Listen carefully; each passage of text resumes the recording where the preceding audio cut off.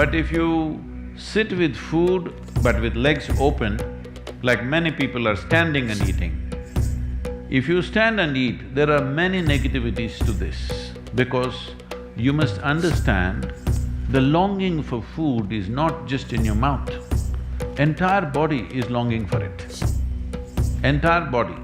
Well, people will say, oh, there is nothing scientific about it, is my navel longing for food, is my genitals longing for food? Yes, it is.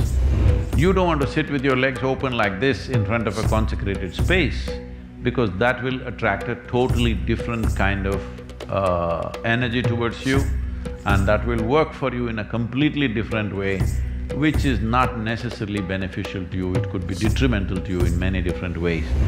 Then I just sat there with my eyes closed for some time. Then I realized my entire body, like all the hair on my hands and legs are all going this way. It's not like goosebumps. Goosebumps means this will rise this way, this will rise this way.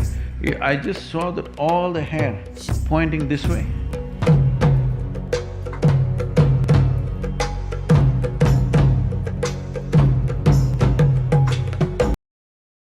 This question is from Claire here at III. Namaskaram, Sadhguru. Why do we not place our feet towards lingas or other consecrated objects, or even people for that matter? Is it simply a matter of respect, or is there a scientific basis for this? So these days they're doing that, some of them. In the Western cultures, when you meet somebody, you shook hands. Because of virus, they don't want to touch. Some are doing elbow touch, some are doing feet shaking. So it's beginning to happen, Claire, you don't have to feel disappointed. It's beginning to happen. Shaking a leg at each other. Well, why, if there's an energetic situation, you always are asked to cross your legs, not to stretch your legs in the direction. Well, this respect thing is a more newer expression of that, essentially because you can receive anything that comes towards you in many different ways. The yogic intention always is to receive it from the higher aspects of your life. There is anahata, which is the meeting of two triangles. Below that is manipuraka, swadhisthana and muladhara, which are all chakras representing different aspects of survival process. Survival, basic survival, reproductive process, maintenance process, all survival related. Here it comes, and there are two triangles intersecting each other because this is ultimate ecstasy, this is realization, this is power, this is love, and these sections, these triangles intersecting. When there is a consecrated space, what it means is there is a powerful energy which has the possibility of transforming you. That energy must come to you always from the highest possibility that you can receive. If you can receive from your sahasrar, it would be too fantastic. That is the reason, the moment any Indian person goes into a temple, first thing is, they want to expose this. They keep it wet. In a proper temple, they are told, even in the Dhyanalinga temple, people go wet themselves, a wet head, because they are hoping this energy will enter here. It didn't work, so hoping here. Didn't work, then they will take, hoping this will have worked, nothing worked, then they will say this. But they don't want to go here, because these are survival processes. We don't want to enhance them. We want to enhance other dimensions of life which will enhance our life, because if you survive better, if you survive, it's good. It's very essential we survive. But surviving better than somebody is not a life goal. It's a waste of time. Because whatever you do, you're not going to survive forever. Hello? Whatever you may do, even minus the pandemic, you will not survive forever. So there is no need to invest too much in the direction of survival.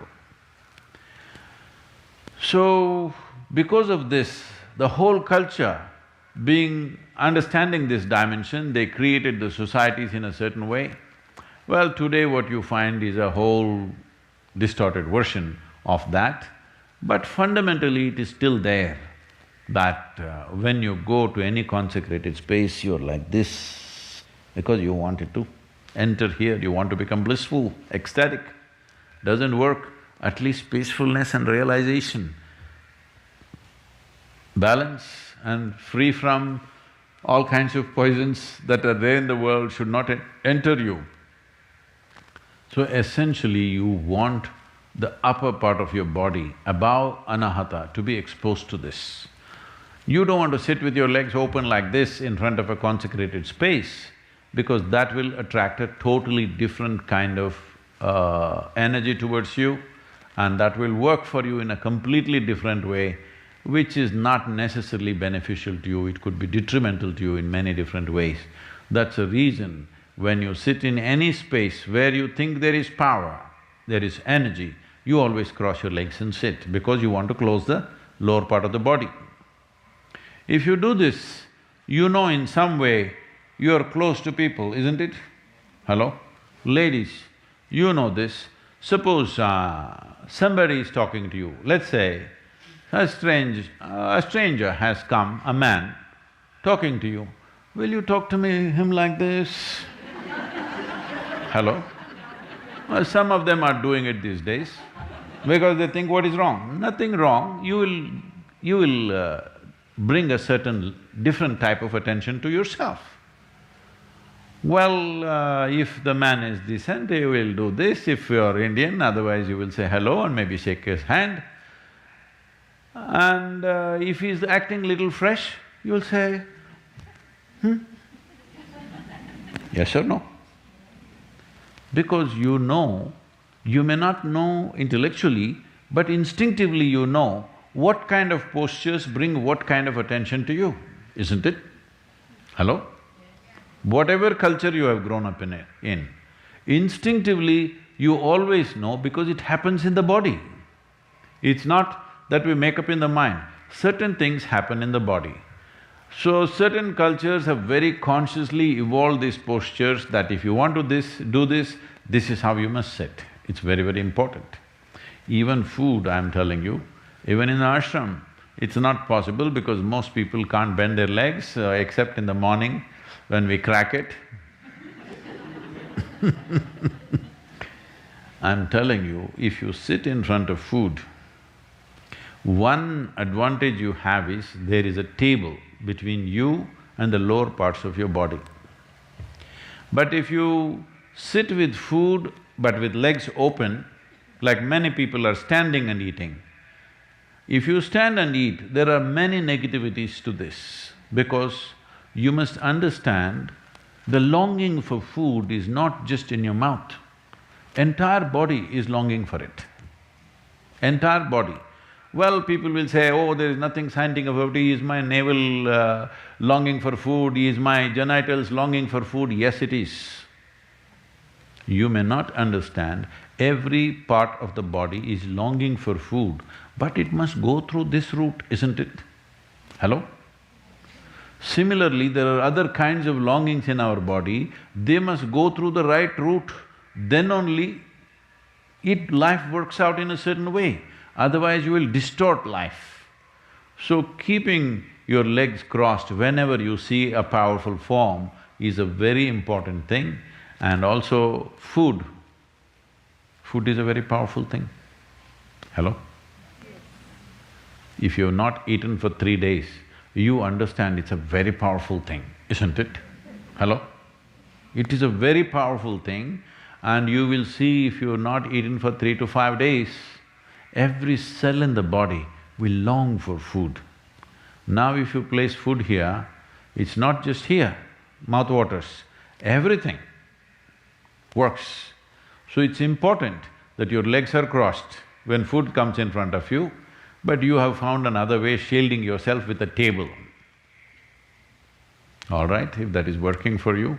But if you're having food, you're very hungry and food is exposed to the entire body, this is not good for you. This goes for food because we consider food as a very powerful instrument, consecrated objects, and human beings who are of a certain power within themselves, you never open your legs and sit like this in front of them because that will bring a wrong kind of energy into your system. What is…